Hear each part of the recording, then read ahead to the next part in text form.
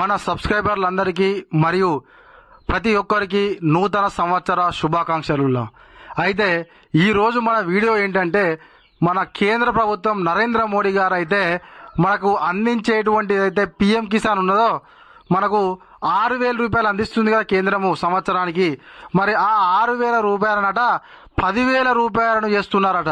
మరి ఆ 10,000 రూపాయలు ఎప్పుడు చేస్తారు? మరి మనకి 19వ విడత నుంచి వెళ్ళి ఆ 10,000 రూపాయలు వస్తాయా?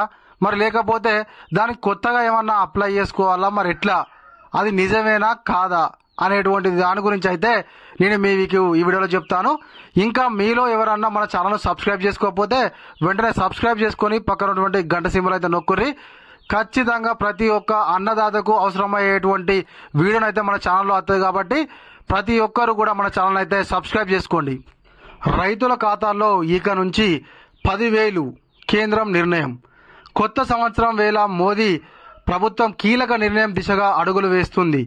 అటు జమిలీ ఎన్నికలకు కేంద్రం కసరత్తు చేస్తున్న వేళ వ్యూహాత్మక నిర్ణయాలు తీసుకుంటుంది. మరో వారం రోజుల్లో ఢిల్లీ అసెంబ్లీ ఎన్నికల షెడ్యూల్ విడుదల కానుంది. 2025 కేంద్రానికి రాజకీయంగా కీలకంగా మారుతుంది. ఈ వేళ ఓట్ బ్యాంకును స్థిరంగా చేసుకునేందుకు క్రమంలో రైతులకు మరింత దగ్గర అయ్యేలా ఈ రోజు జరిగే కేంద్ర మంత్రివర్గ భేటీలో సంచలన నిర్ణయం తీసుకునే అవకాశం కనిపిస్తుంది. అయితే కేంద్ర ప్రభుత్వం అట మనకు ఎన్నికలను దృష్టిలో పెట్టుకొని అన్నదాతలకు దగ్గర కావడానికైతే ఈరోజు ఒక ముఖ్యమైనటువంటి నిర్ణయం తీసుకోనుంది. క్యాబినెట్ అయితే ఈరోజు భేటీ కానుంది. జనవరి 1వ తారీఖు అయితే క్యాబినెట్ భేటీ. ఆ తర్వాత మనకైతే కొన్ని సంచలన నిర్ణయాల మీదనైతే ప్రకటన చేసేటువంటి అవకాశం ఉన్నట్టుగా మనకైతే కనిపిస్తుంది. అదేవిధంగా 10,000 పెంపు. కేంద్ర ప్రభుత్వము అందిస్తున్న ప్రధానమంత్రి కిసాన్ సమ్మాన్ నిధి కింద అందిస్తున్న పెట్టుబడి సాయాన్ని పెంపు దిశగా కసరత్తు జరుగుతున్నట్లు తెలుస్తుంది. ప్రధాని మోడీ 2019 నుంచి వెళ్ళి ప్రతి ఏటా రైతులకు పెట్టుబడి సాయం కింద 6,000 అందిస్తుంది.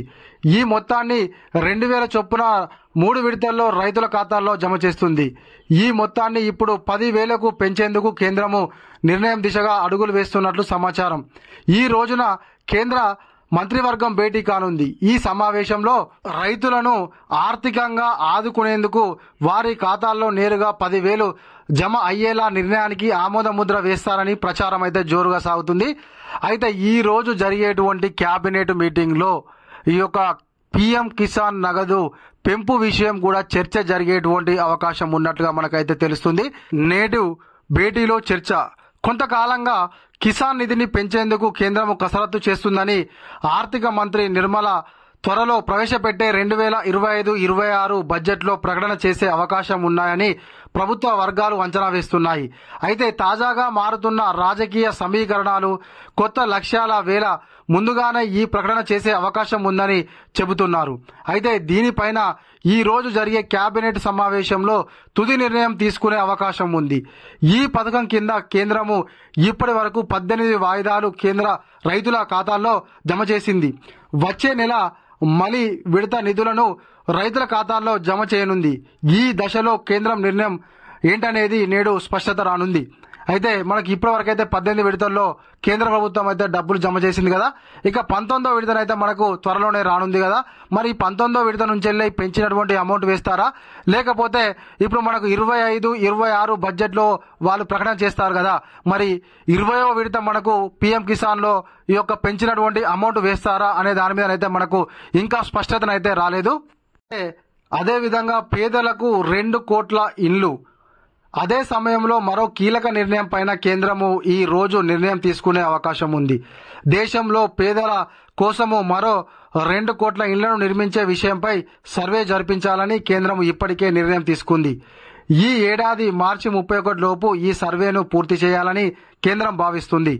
ఇప్పటికే ఈ ప్రాజెక్టుకు సంబంధించి కేంద్రం రాష్ట్రాలకు లేఖలు రాసి అదే విధంగా ప్రజలు స్వయంగా పాల్గొనేలా ఆవాస్ 2024 పేరుతో ఒక యాప్ను అందుబాటులోకి తీసుకొచ్చింది. అయితే ఈ రోజు జరిగేటువంటి క్యాబినెట్ మీటింగ్ లో మనకు పిఎం కిసాన్ డబ్బులు పెంపుతో పాటుగా పేదలకు 2 కోట్ల ఇండ్లు కట్టించేటువంటి ఒక పథకం గురించి కూడా కేంద్ర ప్రభుత్వం అయితే చర్చ జరిపేటువంటి అవకాశం ఉన్నట్టుగా తెలుస్తుంది.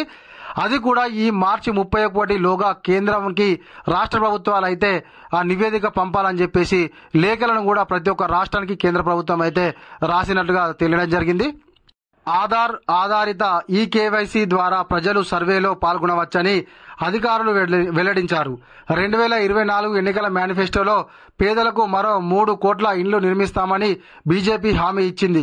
ఇక ఇప్పుడు హామీల అమల్లో భాగంగా కేంద్రము వ్యూహాత్మకంగా అడుగులు వేస్తుంది. అయితే గతంలోనైతే ఎలక్షన్ల సమయంలో మేనిఫెస్టోలోనైతే కేంద్ర ప్రభుత్వం ప్రకటన చేయడం జరిగింది కదా.